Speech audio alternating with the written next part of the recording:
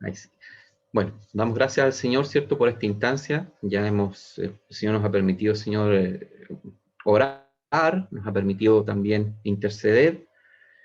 Y ahora, como decía la canción, ¿cierto?, vamos a entrar en una etapa que es de escuchar de la palabra del Señor, pero que también es parte de la adoración eh, hacia nuestro Dios. Así que quiero invitarles a que abran sus Biblias en el capítulo 2 del libro de los Hechos. Yo voy a compartir, tengo un Power, a mí me gusta trabajar con Power, especialmente cuando se estudia la palabra del Señor, y así me voy guiando más claramente, no me pierdo, y también le ayuda mucho a ustedes también para mantener ahí la mirada como en el estudio. Hermanos, si hay alguna intervención que quieran hacer, háganlo con libertad, no se preocupen. Yo voy a decir dos cositas, o perdón, una cosa. Si algo no lo sé, yo se los voy a comentar. No lo sé, hermanos, porque no conozco el tema, no lo domino, pero vamos a tratar de averiguarlo, ¿cierto? Lo traemos ahí o lo conversamos en algún momento. Si alguien de ustedes quiere expresar sobre algún tema en particular que no pueda yo responder, también siéntase en la libertad de hacerlo porque aquí crecemos juntos, ¿ya? Yo soy un facilitador de la escritura, no soy un erudito, para que ustedes también tengan ese valor de poder preguntar con toda libertad. Entonces, en el libro de los Hechos, en el capítulo 2, del 1 al 13, está la escritura de hoy día.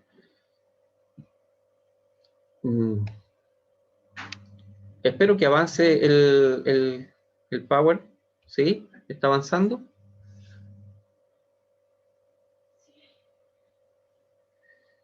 Ya. Entonces, eso es el capítulo 2 de los Hechos, y lo voy a dar lectura en la versión NBI. Lo tengo yo aquí.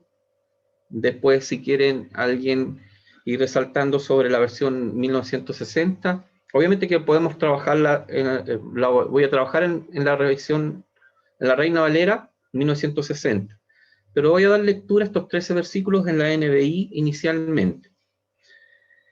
Dice así, en el nombre del Señor: cuando llegó el día de Pentecostés, estaban todos juntos en el mismo lugar. De repente vino del cielo un ruido como el de una violenta ráfaga de viento, y llenó toda la casa donde estaban reunidos. Se les aparecieron entonces unas lenguas como de fuego, que se repartieron y se posaron sobre cada uno de ellos. Todos fueron llenos del Espíritu Santo y comenzaron a hablar en diferentes lenguas, según el Espíritu les concedía expresarse. Estaban de visita en Jerusalén judíos piadosos, procedentes de todas las naciones de la tierra. Al oír aquel bullicio, se agolparon y quedaron todos pasmados, porque cada uno los escuchaba hablar en su propio idioma. Desconcertados y maravillados decían: ¿no son galileos todos estos que están hablando? ¿Cómo es que cada uno de nosotros los oye hablar en su lengua materna? Partos, medos y elamitas, habitantes de Mesopotamia, de Judea, de Capadocia, de Ponto, de Asia, de Frigia y de Panfilia, de Egipto y de las regiones de Libia cercanas a Cirene, visitantes llegados de Roma, judíos y prosélitos, cretenses y árabes, todos por igual los oímos proclamar en nuestras propias lenguas las maravillas de Dios. Desconcertados y perplejos se preguntaban: ¿qué quiere decir esto? Otros se burlaban y decían: lo que pasa es que están borrachos. Amén. Hasta ahí la lectura de esta porción, de este estudio. Vamos a encomendarnos al Señor para que nos concentremos en este estudio. Amado Señor, en el nombre de Jesucristo te rogamos que tú intervengas, Señor, en nuestras vidas y que nos puedas, Señor, conducir a tu verdad y a la enseñanza de tu palabra que ha sido leída.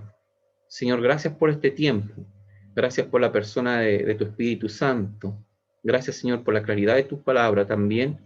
Y gracias por cada uno de los hermanos a los cuales tú, Señor, has congregado para este estudio.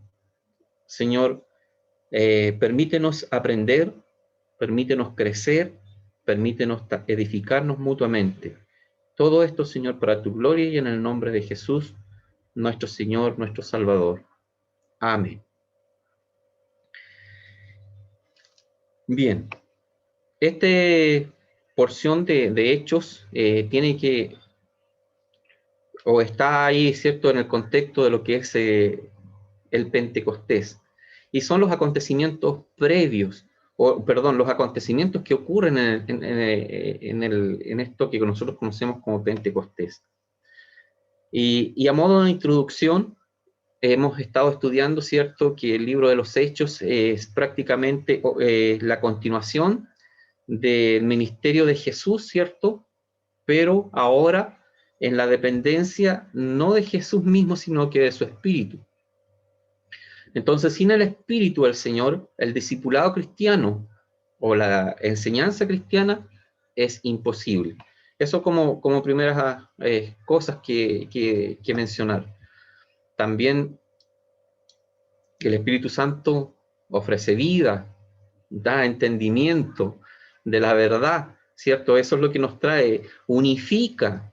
Eso es lo que leíamos en los capítulos, en el primer capítulo, que todos estaban unánimes.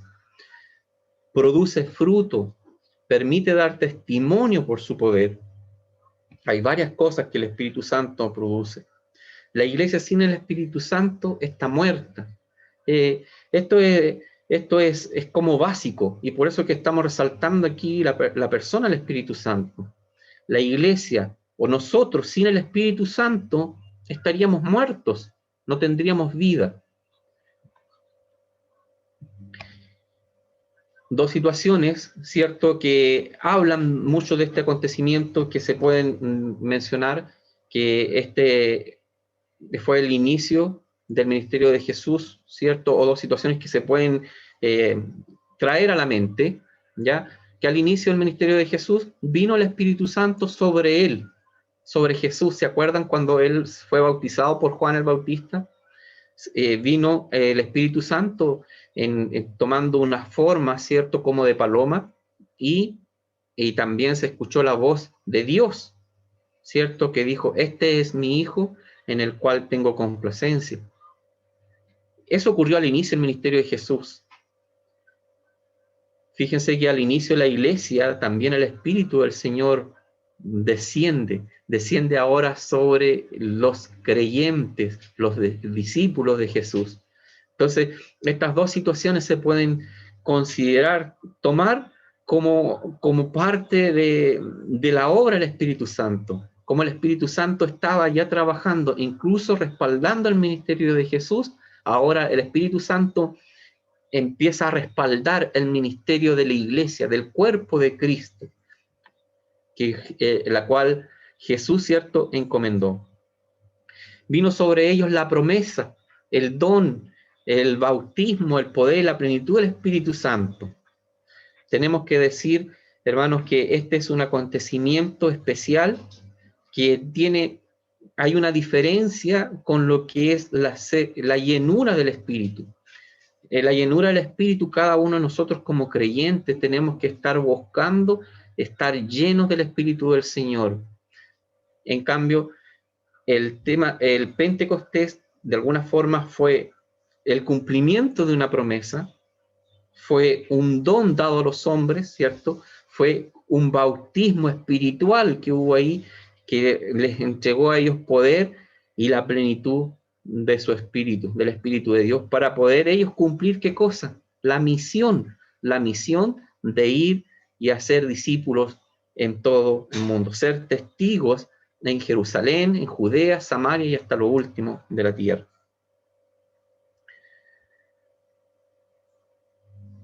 Seguimos con el tema de la introducción. 4 realidades que se deducen de Pentecostés.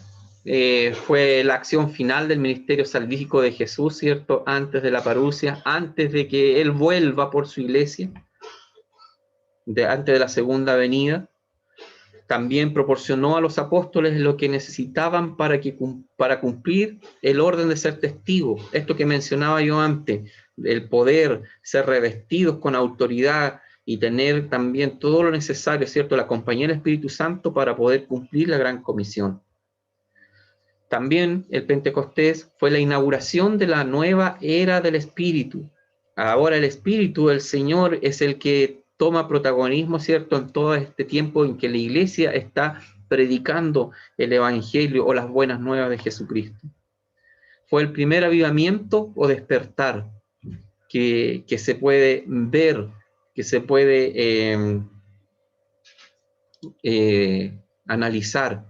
El Pentecostés, hermanos, es el inicio de la iglesia como tal.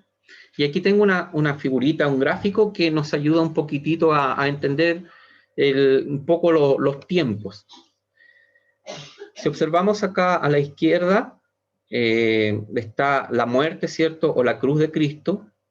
Después de la cruz de Cristo, después que Jesús murió, fue sepultado, ¿cierto? Dice la Escritura que Él estuvo 3 días y resucitó al tercer día.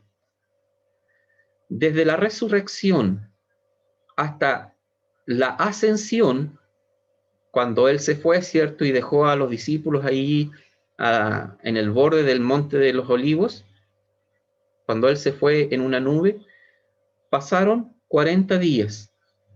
40 días. Y desde la ascensión pasaron 10 días más hasta Pentecostés.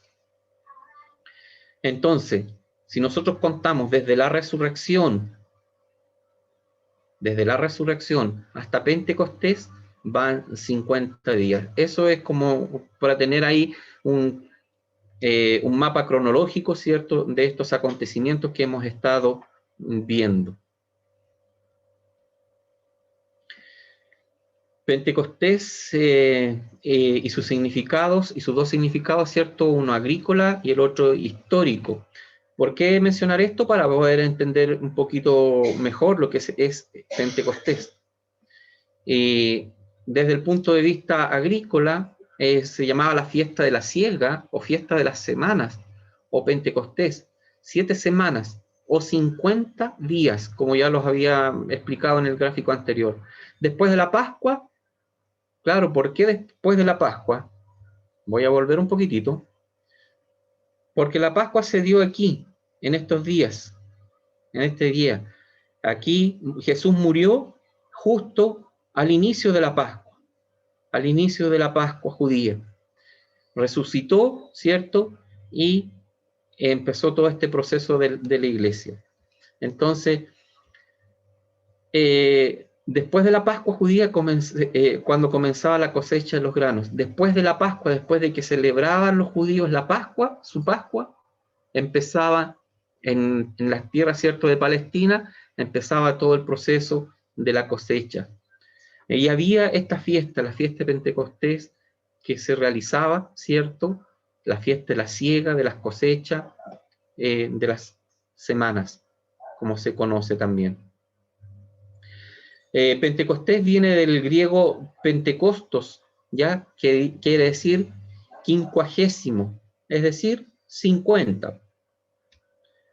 Y el significado histórico, también hay un significado histórico, que al final del periodo intertestamentario se consideró como el aniversario de la ley en el monte de Sinaí, porque se consideraba que había ocurrido 50 días después de Éxodo. Acuérdense que en Éxodo, cuando el pueblo de Israel fue liberado de Egipto, en la noche antes de ser liberado, los judíos comieron la Pascua.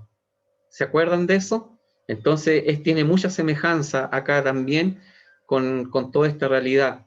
Y por eso que ellos le estaban dando este sentido, este significado histórico al Pentecostés también, y lo calzaban 50 días después de la Pascua, recordando un poco toda esa situación. Este doble simbolismo de la siega, ¿cierto? Y de la recepción de la ley, o el recibimiento de la ley, ¿cierto? En el monte Sinaí, nos hace pensar en la gran cosecha que hubo en el día de Pentecostés, que describe Hechos. 3.000 almas fueron ese día añadidas a la iglesia. Fueron entonces las primicias de la misión cristiana, ¿ya? Esto, hermanos, yo aquí encontré este otro gráfico que también está muy bueno, está muy bueno. Vemos acá la Pascua judía, Jesús crucificado, Jesús muerto, ¿cierto? Sepultado, pero fíjense, la resurrección de Jesucristo, la primicia para nosotros es la resurrección de Jesucristo. En la primera semana, segunda semana, tercera, cuarta y 7 semanas llega el Espíritu Santo, viene en Pentecostés, acá al final de las 7 semanas, fiesta de las semanas o Pentecostés. 50 días desde la resurrección al Espíritu Santo, la venida del Espíritu Santo. Levítico 23, 15, 16 dice: y contaréis desde el día que sigue al día de reposo, desde el día en que ofreciste la gavilla de la ofrenda mecida. 7 semanas cumplidas serán, hasta el día siguiente del séptimo día de reposo contaréis 50 días, entonces ofreceréis el nuevo grano a Jehová. La instrucción ahí en el Antiguo Testamento, ¿cierto?, sobre esta fiesta judía conocida como Pentecostés.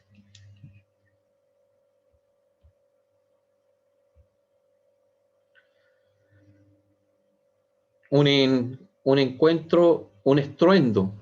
Aquí me falta algo al inicio, ahí está, ya.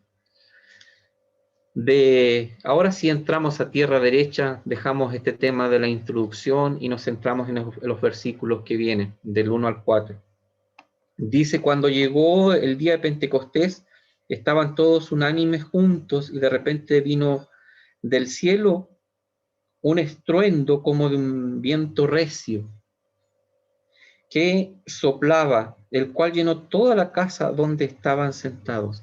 Esa es una primera señal, una primera señal o fenómeno sobrenatural que ocurrió en aquel día.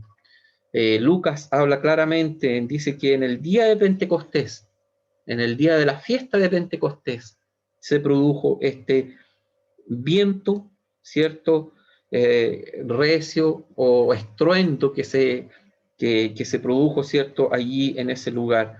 Fíjense que, hermanos, dice: y de repente vino del cielo un estruendo como de un viento recio. Ese como tiene una importancia, porque ese nos habla que hay una similitud, pero no quiere decir que sea tal cual. Ese estruendo como de un viento recio, nos está hablando que hay una similitud, un símil, y nosotros tenemos que entender entonces que este estruendo no fue un viento en forma literal, sino que fue un estruendo que se parecía mucho a un viento, a una violenta ráfaga, que en ese instante llenó toda la casa donde estaban los discípulos de Jesús, donde estaban unánimes, orando y esperando la venida del Espíritu Santo. La segunda señal o fenómeno sobrenatural que podemos ver, dice en el versículo 3: y se le aparecieron lenguas repartidas como de fuego. Es importante nuevamente el cómo ahí, como de fuego, asentándose sobre cada uno de ellos. Las lenguas visibles como de fuego, nuevamente un símil, como de fuego, que se posaron sobre cada uno de ellos. Tenemos 2 señales, y la tercera señal, que fueron llenos del Espíritu Santo y comenzaron a hablar en otras lenguas diferentes o idiomas diferentes. Dice el versículo 4: y cuando fueron todos llenos del Espíritu Santo y comenzaron a hablar en otras lenguas, según el Espíritu les daba que hablasen. Ellos no hablaban por hablar cosas, sino que el Espíritu del Señor les daba la lengua o el idioma en la cual ellos podían hablar.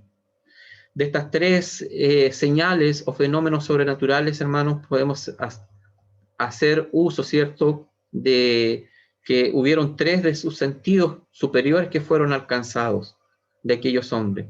Lo primero que fue, oyeron un ruido como de viento, su sentido, el oído. Vieron sus ojos algo que parecía ser fuego, por eso es el símil, como de fuego. Y hablaron otras lenguas, otros idiomas, distintos a los que ellos usualmente usaban para comunicarse.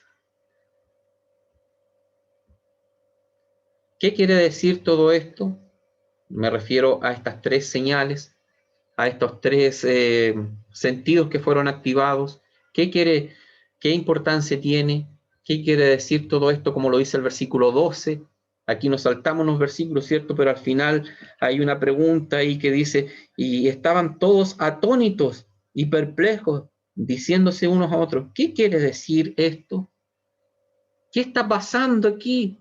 ¿Qué está ocurriendo? Era la pregunta que se hacían las personas que veían a estos hombres hablar en estas lenguas, los cuales ellos habían visto estas lenguas como de fuego y habían escuchado este estruendo.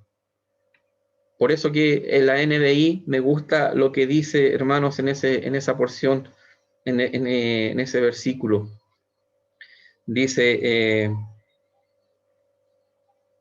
y de repente dice, vino del cielo un ruido como el de una violenta ráfaga de viento y llenó toda la casa donde estaban ellos reunidos. Se les aparecieron lenguas como de fuego que se repartieron y se posaron sobre cada uno. Todos fueron llenos del Espíritu Santo y comenzaron a hablar en diferentes lenguas según el Espíritu les concedía expresarse. Ahí había un dominio de parte del Espíritu Santo. Pero en el versículo 6 dice, y hecho este estruendo, dice la versión Reina Valera, ¿cierto?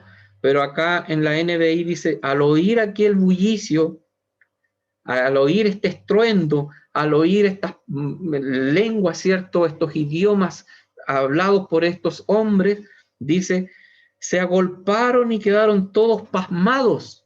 O como dice en la Reina Valera, y estaban todos confusos porque, y ellos este estruendo se juntó la multitud y estaban confusos porque cada uno les oía hablar en su propia lengua.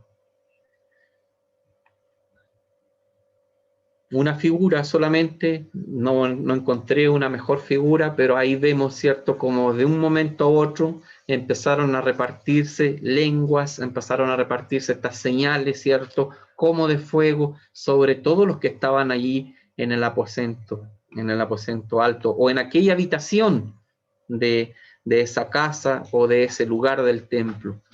No hay una certeza en los eruditos en qué lugar exactamente del templo, pero sí se sabe que estaban todos unidos, estaban todos ahí esperando la venida del Espíritu Santo, en lo que se conoce mayormente como el aposento alto.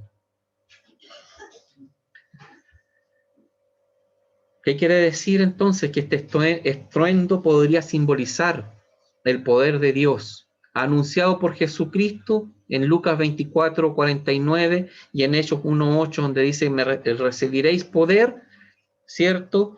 Donde dice, pero recibiréis poder cuando haya venido sobre vosotros el Espíritu Santo y me seréis testigo en Jerusalén, en toda Judea, en Samaria, hasta lo último de la tierra. Entonces, estas señales o estas cosas que estaban sucediendo ahí simbolizan en parte el poder que estaban recibiendo ellos para cumplir estas órdenes del Señor Jesucristo. La visión que parecía fuego podría simbolizar la pureza. ¿Ustedes se acuerdan del relato de Isaías? Ayúdenme con esa cita a ver si es que alguno lo tiene. Isaías 6 y 7. Yo no lo tengo aquí a la mano. Ayúdenme, por favor, hermanos, ahí para que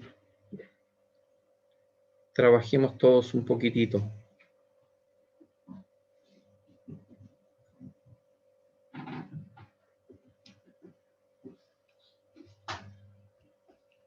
¿Quién le va a dar lectura? Isaías 6, 6 y 7. Amén. Y voló hacia mí uno de los serafines, teniendo en su mano un carbón encendido, tomando del altar con unas tenazas, y tocando con él sobre mi boca, dijo: he aquí, con esto toco tus labios, y es quitada tu culpa, y limpio tu pecado. Amén. Amén. ¿Qué lo que hizo el Señor allí con el profeta Isaías?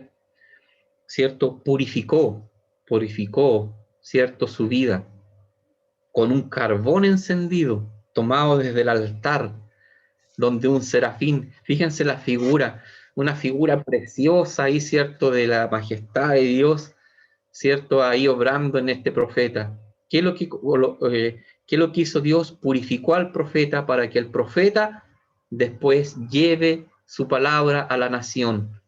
Entonces, esta visión que parecía como de fuego acá en Hechos, se parece mucho a la pureza que recibió Isaías, ahora la estaban recibiendo todos aquellos que estaban allí en el aposento alto. El habla en otras lenguas puede simbolizar la universalidad de la iglesia cristiana. Toda lengua, alcanzar el evangelio a todas las naciones, ¿cierto? De poder extenderse el evangelio, como lo decía Hechos 1:8, dice que seremos testigos hasta lo último de la tierra. Lucas, hermanos, no se centra tanto en las dos primeras señales, pero sí en la tercera, la de las lenguas o de los idiomas. Y si analizamos ahora los versículos siguientes, del 5 al 8, vemos que los que estaban allí, los moradores que estaban en Jerusalén, dice que eran varones, eran judíos, varones piadosos, que habían venido de todos los lugares de lo que en ese momento era conocida la tierra, es decir, desde todos los lugares de las orillas del Mediterráneo, ¿cierto? Y toda esa zona ahí en el Medio Oriente. ¿Qué más? Eran piadosos, que estaban de visita en Jerusalén. De visita, ¿por qué? Porque venían a la Pascua, se quedaban, ¿cierto? Ahí hasta la fiesta de Pentecostés, ¿cierto? Y estaban ahí. Bueno, y era una obra del Señor, porque si no se diera en ese momento, quizás a lo mejor Jerusalén no tendría tanta gente como tuvo en ese momento. Y también eso tenemos que irlo analizando. Y estaban todos atónitos, decía, y maravillados, diciendo: mirad, ¿no son galileos estos que hablan? Estos hombres no habían nacido allí, no habían nacido en Jerusalén, pertenecían a la dispersión, pertenecían a los judíos, ¿cierto?, que estaban dispersos por todo aquel entonces reino o imperio romano, ¿ya? Y de otros lados también que venían, de otros lados, como lo dice también en la escritura un poco más adelante detallada. Si observamos, hermanos, o se pueden observar estas 5 agrupaciones, así en forma bien general. Dice que estos hombres que estaban allí, que eran judíos piadosos, que estaban en Jerusalén de visita, eran partos, no sé si ahí parece que me... Versículo 9. Sí, partos, medos, elamitas y los que habitaban en Mesopotamia. Eso era el primer grupo. En Judea, aquí hay los que posiblemente otro grupo más que quiere incluir a todo lo que es la tierra palestina. En Capadocia y en el Ponto y en el Asia, otro grupo más. En Frigia, Panfilina, en Egipto y las regiones del África, más allá de Cirene, otra región más. Y romanos, aquí residentes tanto judíos como prosélitos, cretenses y árabes. Les oímos hablar en nuestras lenguas las maravillas de Dios. Yo me imagino, no sé, pues ser a lo mejor un medo, escuchar hablar, ¿cierto?, a estos hombres galileos las maravillas de Dios. Imagínense cómo sería para el impacto que se produjo en todos estos habitantes, en todas estas personas que visitaban en aquel entonces Jerusalén. Lucas incluye en este relato a los que quedaron atónitos, asombrados por lo que estaban viendo y escuchando. Esta era la multitud internacional y multilingüal de muchas lenguas que se juntó alrededor de los 120 que estaban allí esperando la venida del Espíritu Santo. Estos hombres que estaban allí en los 120 eran galileos, eran incultos, los que hablaban en otras lenguas, eran despreciados. Los galileos, hermanos, en Jerusalén, eran despreciados como provincianos por su mala forma de hablar. Ellos no pronunciaban bien las palabras, como que eliminaban algunas fonéticas y decían otras palabras como que las cambiaban. Entonces, los de Jerusalén veían de muy mala forma a los galileos en ese sentido. Por eso que la Escritura menciona, dice, ¿y no son galileos todos estos que hablan? ¿Cómo es posible que estos galileos, estos incultos, pueden estar hablando en tantos idiomas que le estamos entendiendo nosotros? Decían estas personas que están descritas en los versículos 9 al 11. Si podemos ver también en el versículo 13, que no tan solo hubieron las personas que se asombraron, sino que también hubieron otros que se burlaban y decían, no, si estos están ebrios. Pero era el Espíritu del Señor el que les permitía hablar en lenguas nativas, ¿cierto?, de diferentes lugares, así como el mismo Espíritu del Señor les repartía a cada uno de los 120 que estaban allí en ese lugar. Y tenemos que pasar a este tema, al momento, a la glosalía, la venida del Espíritu Santo. ¿Qué fue este fenómeno que la gente oyó hablar de las maravillas de Dios en sus lenguas vernáculas o nativas? ¿Qué fue esto? ¿Qué fue la glosalía? ¿Qué fue lo que pasó allí? Tenemos que decir algunas cosas que no fue resultado de la embriaguez. Pedro lo enfatiza claramente en el versículo 15, ya que además era la hora tercera de la mañana, en lo que es el calendario judío son las 9 de la mañana aproximadamente, en el versículo 15. Lo enfatiza claramente. Tampoco habían perdido el control. Ellos al hablar en lengua, ¿cierto? Al hablar en estas lenguas vernáculas o lenguas nativas, no habían perdido el control de sus funciones mentales, ni tampoco sus funciones físicas normales. Ellos no estaban embriagados. Además, hermanos, los judíos, ellos en todas estas fiestas ayunaban y nunca comían o bebían algo antes de que se hicieran los cultos ceremoniales matutinos o los rituales ceremoniales matutinos. Siempre ellos mantenían, después de esas ceremonias, consumían comida, consumían bebidas, nunca antes. Entonces, no estaban ellos embriagados. No fue el resultado de que estén embriagados. Además, recordemos lo que dice Gálatas, que el fruto del Espíritu es dominio propio, no la pérdida de él. No es algo que nos lleve a nosotros a confusión. Tampoco la glosolalia o la venida del Espíritu Santo no fue un milagro de audición como diferente de la expresión de hablar. No fue nada extraño. no fue como si fuera algo de la imaginación de Lucas, por ejemplo, que escribió. Nada de eso. Cada uno de los que escuchaba hablar en su propio idioma, no había problema en eso. Ellos entendían, ellos comprendían lo que cada uno de estos 120 hombres y mujeres estaban hablando en idiomas nativas, ¿cierto? Las personas que estaban ahí los escuchaban y ellos se daban cuenta que esos hombres estaban hablando las maravillas de Dios.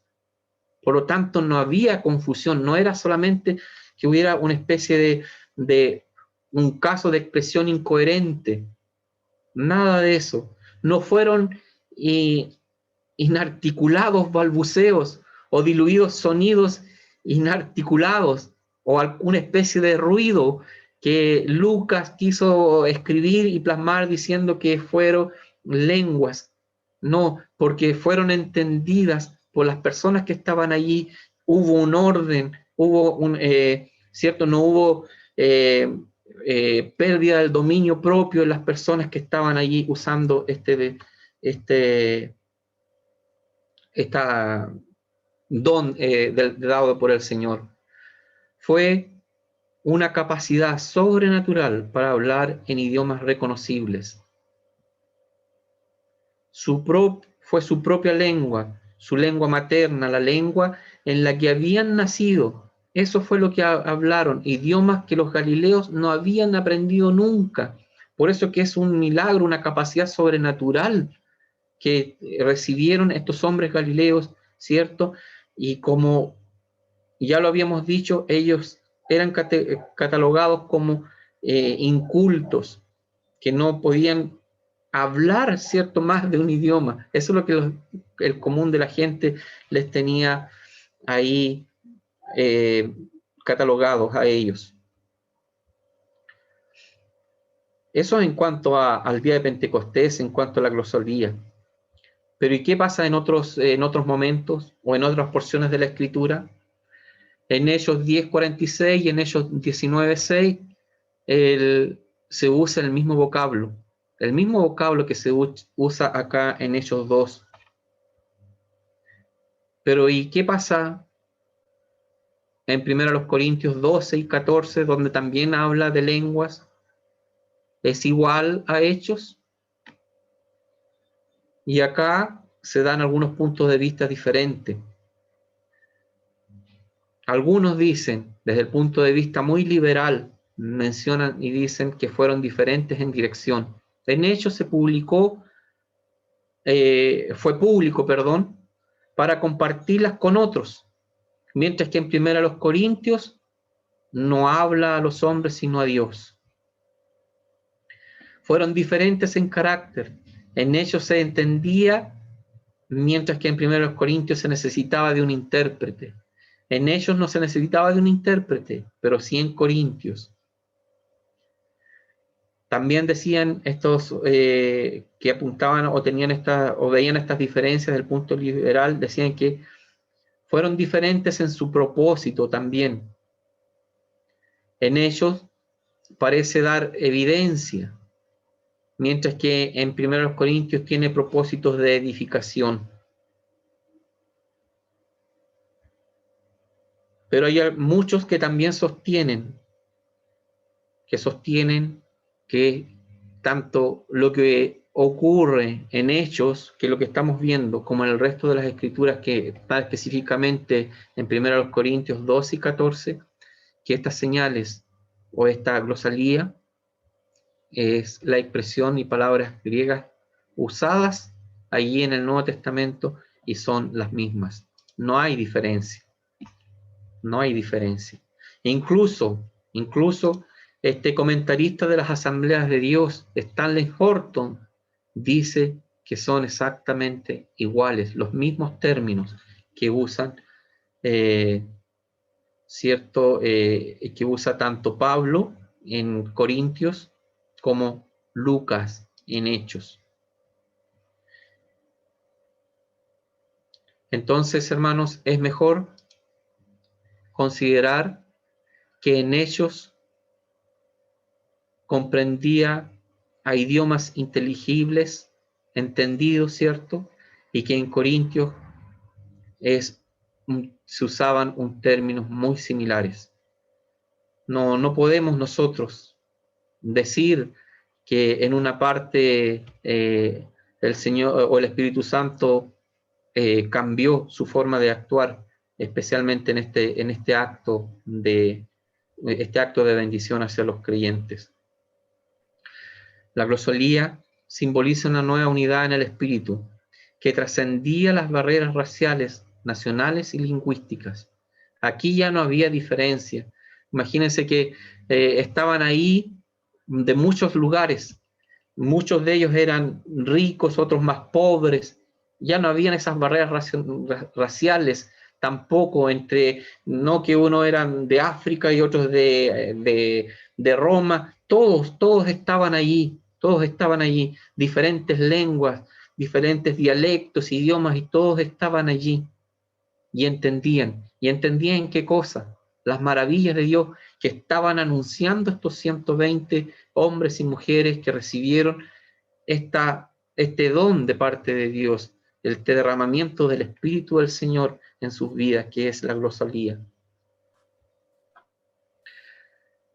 Desde los padres de la Iglesia se ha visto la bendición de Pentecostés como una deliberada y dramática inversión, completamente distinto a lo que pasó en Babel.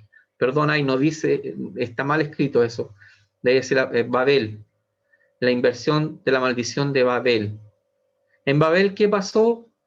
El hombre, ¿qué pasó con los hombres? Se dividió, ¿cierto? Se dividió en las lenguas. Por lo tanto, se tuvieron que esparcirse, ¿cierto? Y juntarse los que hablaban en los mismos dialectos. Pero aquí en el Pentecostés, ¿qué es lo que ocurrió? Se unen a través del idioma, de un solo idioma, el idioma de Dios. En Babel se intentó ascender al cielo, mientras que en Jerusalén el cielo humildemente descendió a la tierra. ¿Cómo descendió? Descendió primeramente la persona de Jesucristo, ¿cierto? Él se despojó a sí mismo, se entregó y vino a ser un hombre, ¿cierto? Y fue obediente hasta la cruz, como dice la palabra. Y luego, en esta era, o en esta época que está mostrando Lucas acá, el Espíritu del Señor viene humildemente a habitar en los corazones de las personas. Hermanos, ese es el estudio. Voy a dejar de compartir para verles. Si bien es cierto, quizás a lo mejor quedan interrogantes, quedan cosas, pero es lo que se tiene en este momento y lo que puedo compartir con ustedes. Y ahora me gustaría que con toda tranquilidad, con toda sinceridad, pudieran también ustedes compartir qué qué dudas tienen. Esa es la pregunta. Si hay alguna duda, si hay algo que confirmar, si hay algo que reforzar, si algo hay que aclarar, porque también, como decía yo al inicio, estamos todos aprendiendo. Dejo el espacio. También pueden usarlo para señalar qué es lo que más les gusta de toda esta parte que vimos, qué es lo que más les llama la atención. También puede ser una alternativa de crecimiento.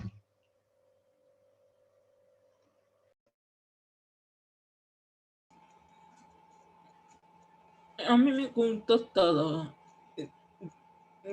Todo lindo. Gracias, Janet. Dios te bendiga, Janet.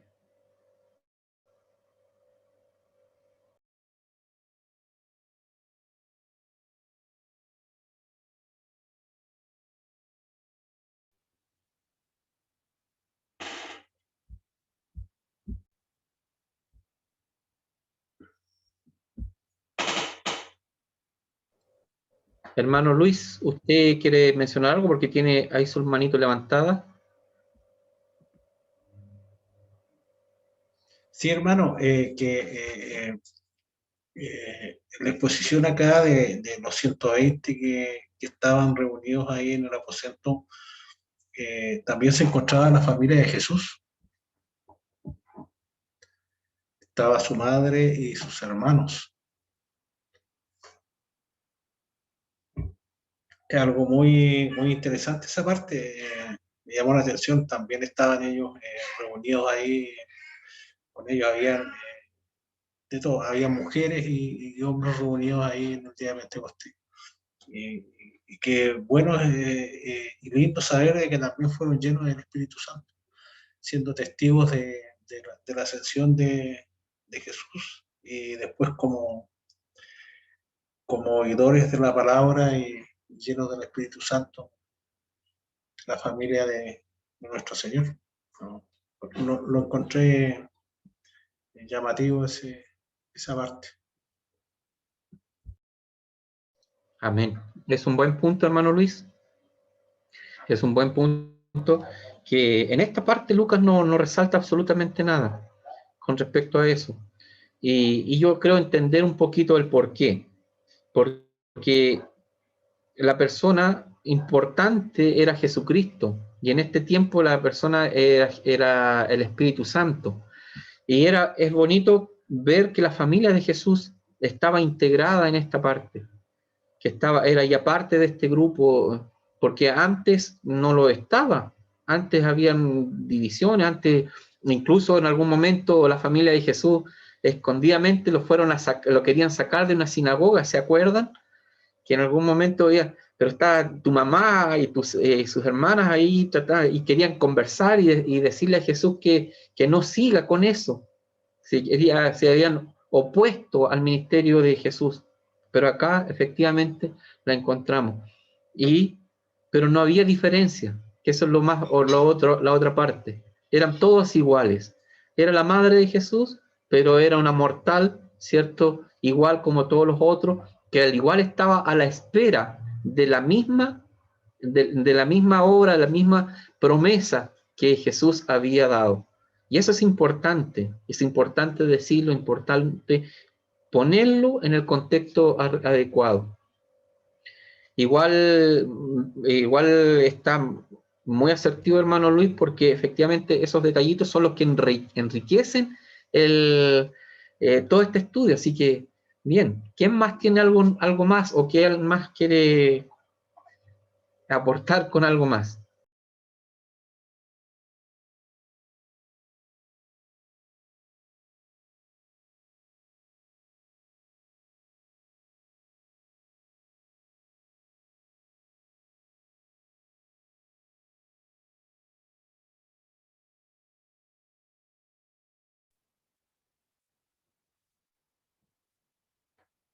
Sí, yo quería, bueno, meditaba yo un poco en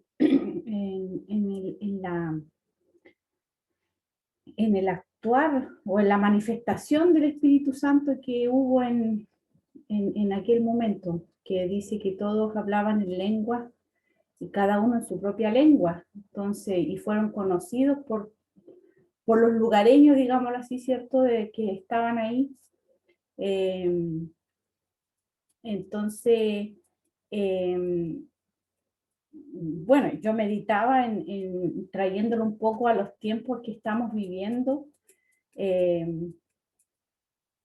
lo importante que es reconocer o saber entender, ¿cierto?, la voz del Espíritu Santo, o lo que quiere decirnos el Espíritu Santo, o las manifestaciones del Espíritu Santo que hay hoy en día, que algunos se mofan, otros hacen shows tratando de, ¿cierto?, de mostrar supuestamente que son usados por el Espíritu Santo. En las redes sociales el otro día veía algo, ¿cierto?, hablaba de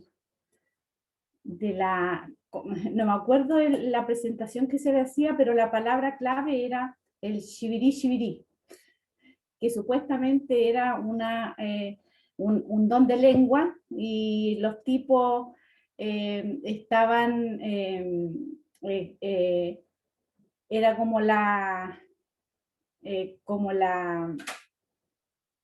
que el Espíritu Santo se estaba manifestando con risa, ¿cierto? Entonces estaban todos atacados de risa, y el supuesto profeta que estaba siendo usado por el Espíritu Santo decía shibiri, shibiri, y se mataba de la risa. Y en el fondo yo observaba el video, lo meditaba un poco y me daba cuenta que en el fondo se estaban burlando de lo que supuestamente el Espíritu Santo hace, ¿cierto? Entonces estaban mofándose de lo que, de la forma de actuar que tiene el Espíritu Santo en cuanto al don de lenguas o a la manifestación a través de las lenguas.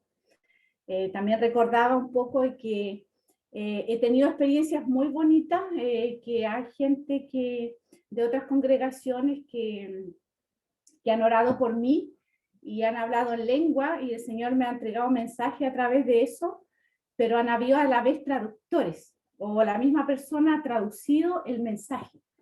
No ha quedado así como en el aire, o como yo jamás me pregunté qué quiso decir, ¿no? Porque yo entendí porque había un traductor, y también entendí en mi espíritu, porque las cosas de Dios el espíritu las recibe con claridad, uno las entiende.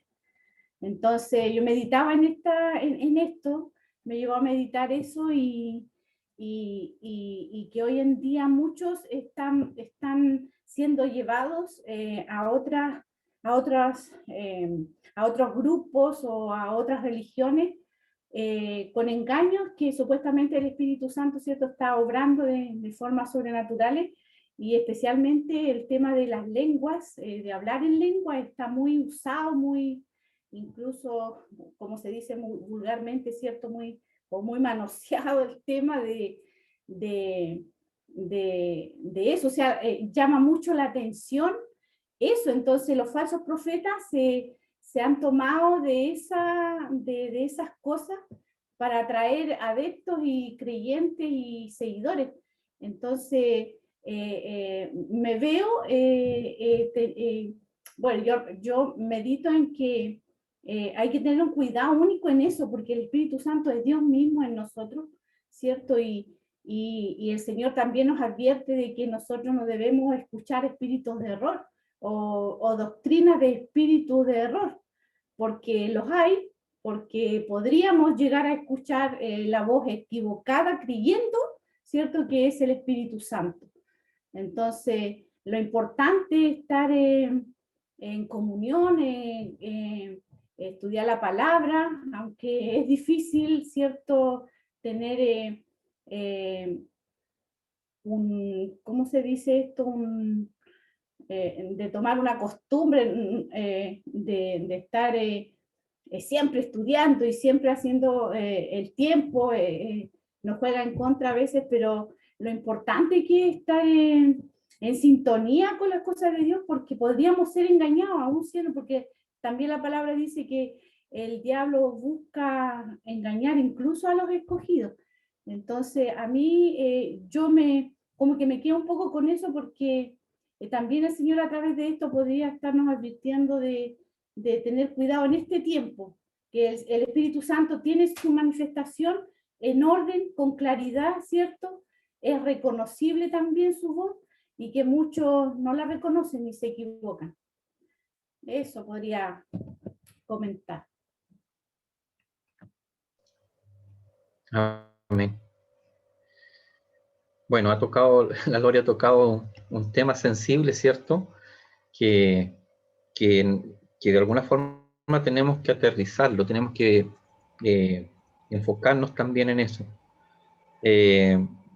No podemos decir, y este estudio tampoco menciona, y yo tampoco lo voy a decir, que hoy día eso no puede ocurrir. ¿Por qué? Porque Dios es soberano. Dios es soberano. Dios hace como Él quiere. Su espíritu tiene libertad absoluta, soberanía absoluta sobre su pueblo, sobre la iglesia. Por lo tanto, no podemos ir en contra de esto.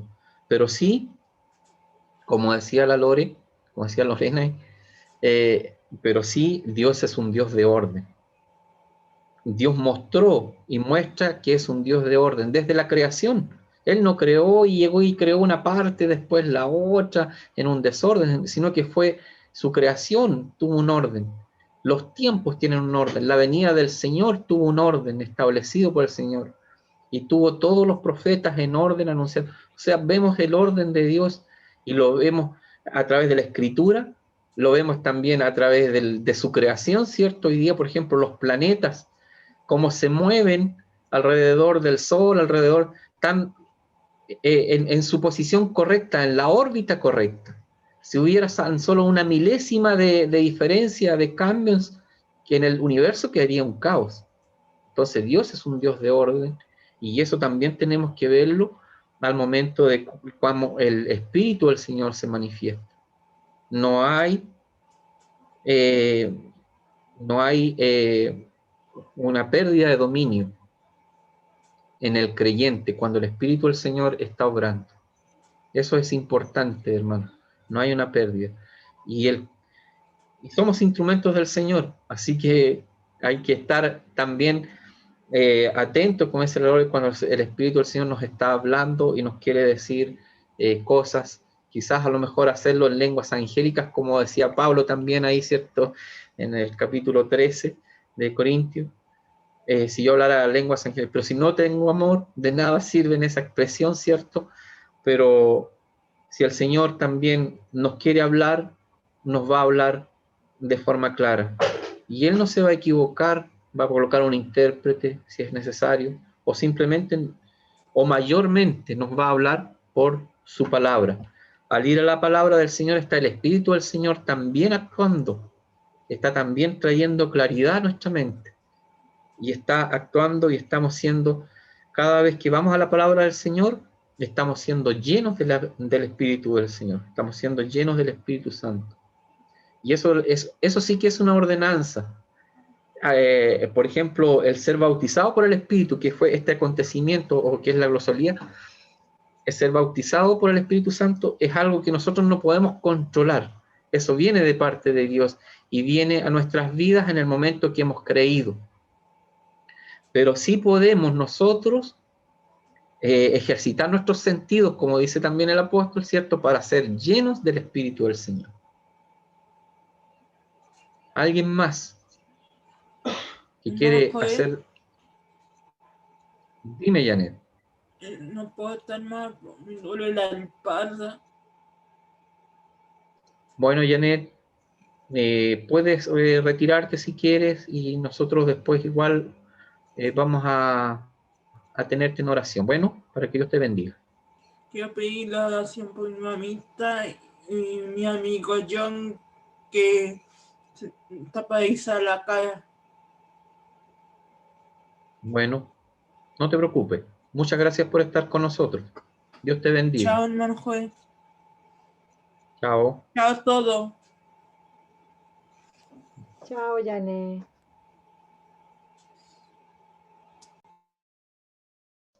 Ahora sí, no sé si hay alguien más, hermano, para aprovechar este tiempo. Sí, hermano, en relación a la palabra que se está diciendo, en Efesios 1:13 dice, en él también vosotros, habiendo oído la palabra de verdad, el evangelio de vuestra salvación, y habiendo creído en él, fuiste sellados con el Espíritu Santo de la promesa. Entonces, no es lo que ocurrió ahí en el día de Pentecostés, uno puede concluir, ¿cierto?, de forma muy a la luz de la Escritura, que había un propósito, como el ordenamiento que tiene el Señor en todas las cosas, que fueron llenos del Espíritu Santo y que hablaron en lengua de todos los que estaban ahí congregados, para que después se convirtieran aquellos 3.000 que fueron agregados a la iglesia. Me imagino la fiesta que tiene que haber habido en los cielos cuando se convirtieron esas 3.000 almas. debe haber sido algo muy grande. Entonces, era un propósito, pero tampoco no es algo esencial en la vida de un cristiano que el ser lleno del Espíritu Santo tenga que manifestarse a través del hablar en lenguas, como se puede mencionar quizás en otras doctrinas.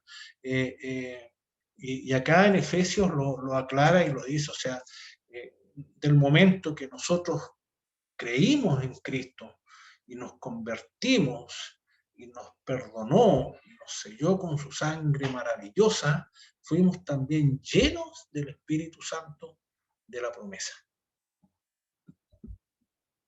Amén. Sí, hermano Luis, comparto completamente eso que usted menciona. Es el momento, ¿cierto?, cuando nosotros hemos creído que ocurrió algo similar como les pasó a estos 120 que estaban allí en el aposento alto, recibieron el Espíritu del Señor y fueron sellados, ¿cierto?, para el Señor.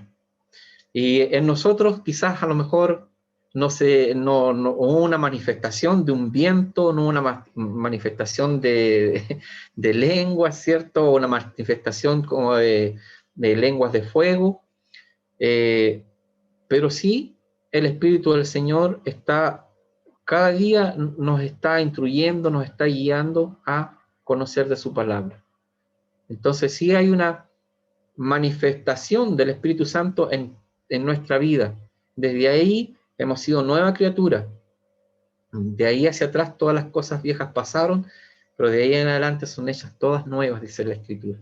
Entonces sí hay un cambio, y ese cambio lo hizo el Señor con el depósito, ¿cierto?, de su Espíritu en nuestras vidas.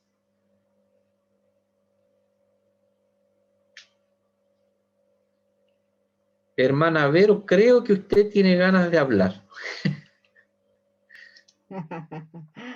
¿Por qué cree eso? ¿Cuál es la diferencia entre ser bautizados y ser llenos del Espíritu Santo?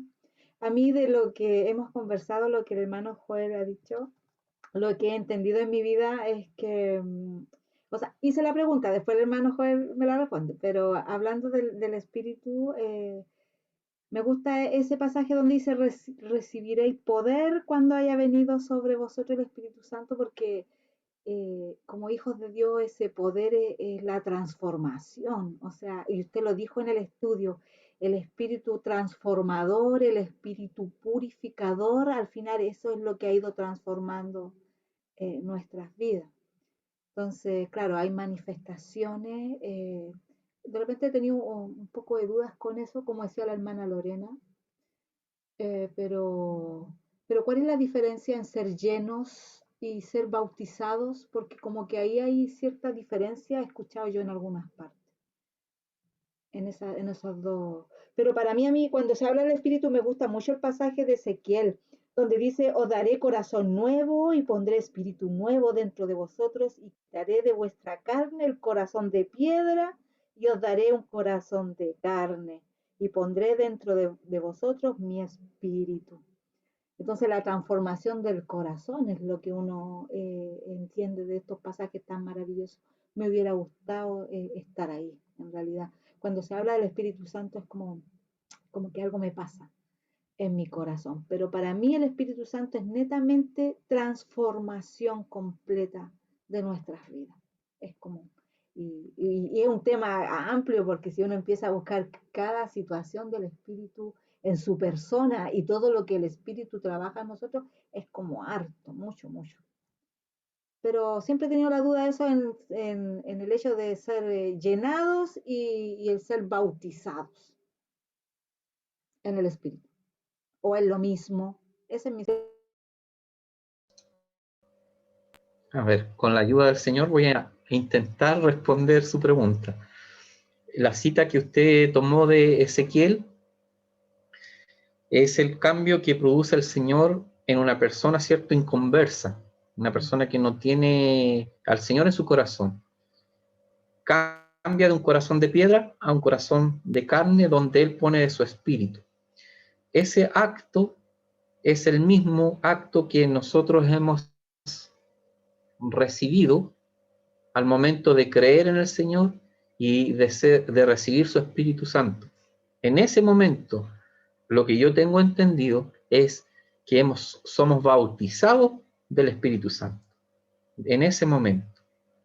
De ahí en adelante, nuestra vida como creyente, hay un deber en nosotros de poder ser llenos del Espíritu Santo, como lo dice también el apóstol en Efesios, ser llenos del Espíritu Santo y no de vino, dice, lo estoy parafraseando donde él menciona, ¿cierto? Una instrucción. ¿Por qué?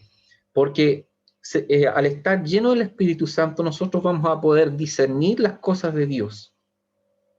Si estamos embriagados, va a ser el vino quien nos va a gobernar y no va a ser el Espíritu. Pero eso es a rasgos modos. Entonces, el bautismo del Espíritu Santo es el momento en que el Señor derrama de su Espíritu, pone de su Espíritu en nuestras vidas.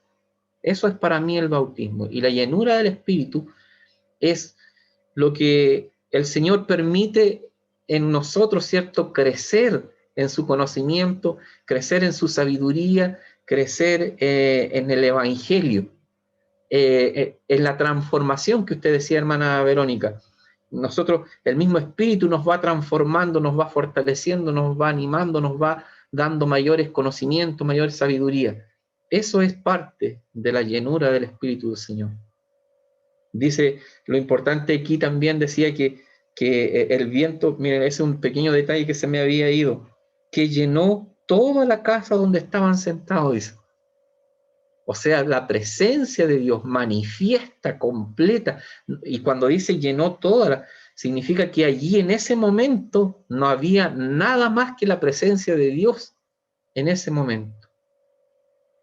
Y eso es algo único. Pentecostés, el nacimiento de Jesús, la muerte de Jesús, la resurrección, la ascensión, son acontecimientos únicos como globales dentro de la historia de la iglesia. Y que fueron, aquí a lo mejor, los apóstoles fueron los principales enviados, ¿cierto? Porque ellos estaban ahí, recibieron todo esto. Pero nosotros pasamos también a recibir el mismo poder en el momento que recibimos el Espíritu del Señor. Porque el Espíritu del Señor es el mismo. Recibimos el mismo poder. Es más, nosotros recibimos el mismo Espíritu del Señor y aparte de eso, recibimos la palabra del Señor que ahora la tenemos completa. En ese tiempo todavía se estaba en formación la palabra del Señor. Y aún así, ellos obraban mucho mejor que nosotros. Eso también tenemos que reconocerlo. No sé si, hermana Verónica, logré responder a su pregunta y no sé si los demás hermanos están ahí, tienen el mismo conocimiento o alguien quiere aportar algo más. No, está claro, hermano Joel. A mí una vez una persona me dijo que el que no hablaba lenguas no tenía el Espíritu Santo.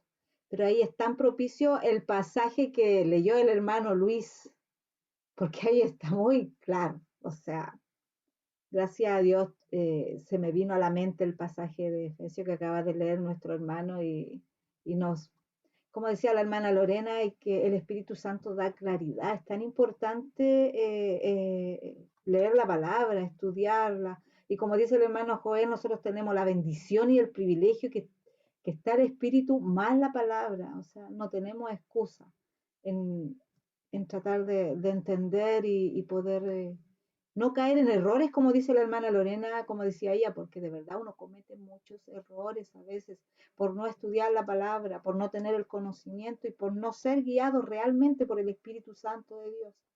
Así que no, pero la respuesta está bien, hermano Juan. Sí, es por ahí el tema.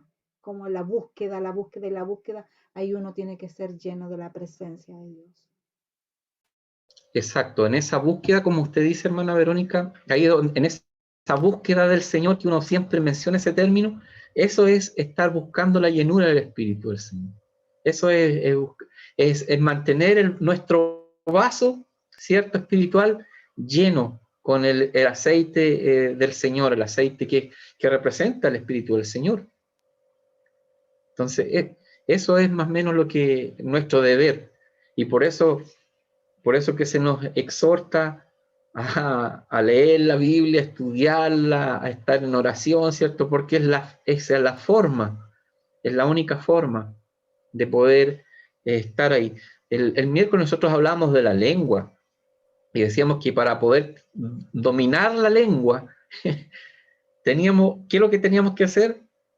También estar inmersos, ¿cierto?, en la palabra del Señor, para que la palabra del Señor esté siempre presente en nuestra mente, en nuestro corazón, y poder lograr dominar a nuestra lengua. Entonces, no sé si se fijan que los estudios los miércoles se van complementando, y yo creo que a lo mejor ustedes también, el de las mujeres, se va complementando con todo, así que, pero es eso, el camino que tenemos que seguir, de seguir estudiando, de seguir esforzándonos en la palabra del Señor.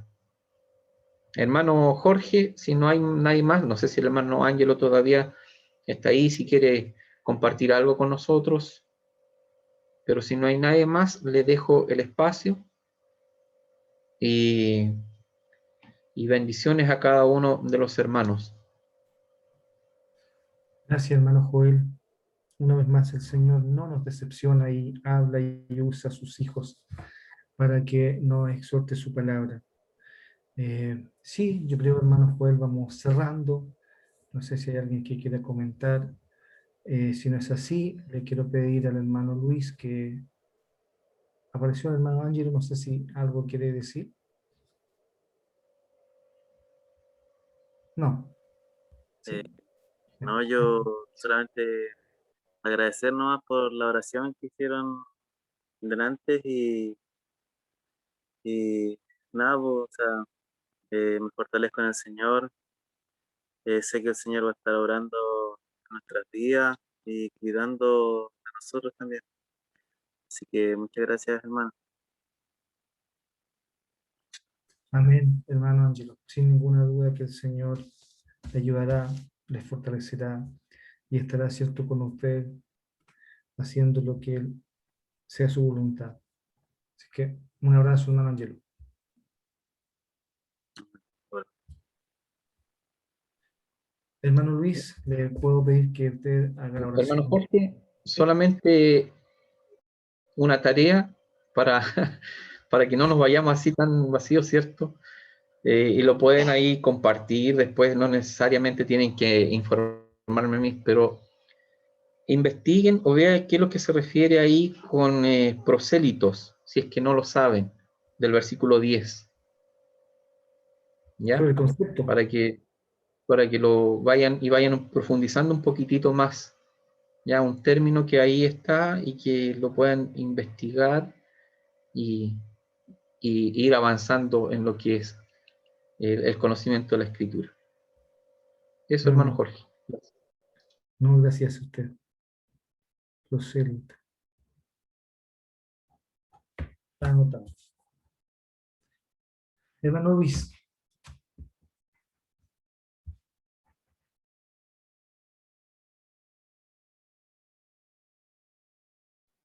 Amén, hermano. Oramos a nuestro Dios. Padre Celestial, infinitamente agradecidos por su amor, por su inmensa misericordia, Señor. Gracias le damos en este momento por el estudio de su palabra, Señor, que es clara, Señor, que es maravillosa, que nos enseña, que nos guía, Señor, que nos disciplina, Padre amado. Gracias te doy, Señor, por estar congregados acá en forma virtual con mis hermanos para glorificar y alabar su santo y bendito nombre, porque todo lo que se hace, Señor, es para la gloria y la honra suya. Gracias, Señor, porque ha puesto, Señor, en nuestros corazones el estar acá presente, Señor, para poder aprender un poco más, Señor. Gracias. También te ruego por aquellos que no han estado, Señor, acá, y que usted sea bendiciendo sus vidas, Señor, protegiéndoles y cuidándoles como siempre lo hace, Señor amado.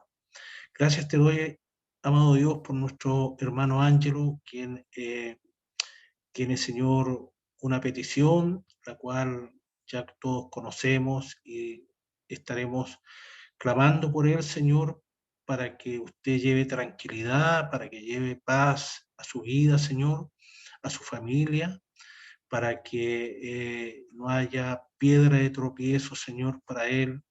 Y yo usted, Señor, estoy pero completamente convencido que ya está obrando, Señor, en su vida. Gracias te damos, Señor, porque usted nos ha guiado en este día. Nos retiramos, Señor, al descanso de la noche y sabemos que usted también estará ahí cuidándonos, como siempre. Bendito seas, Padre Santo.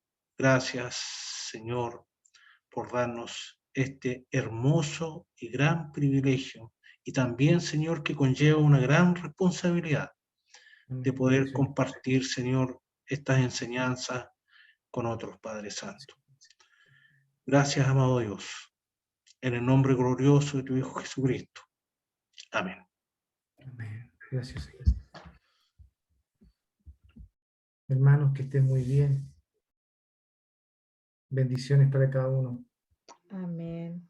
Igual para ustedes. Besitos. Chao. Chao, Bendiciones, bendiciones. bendiciones, hermano.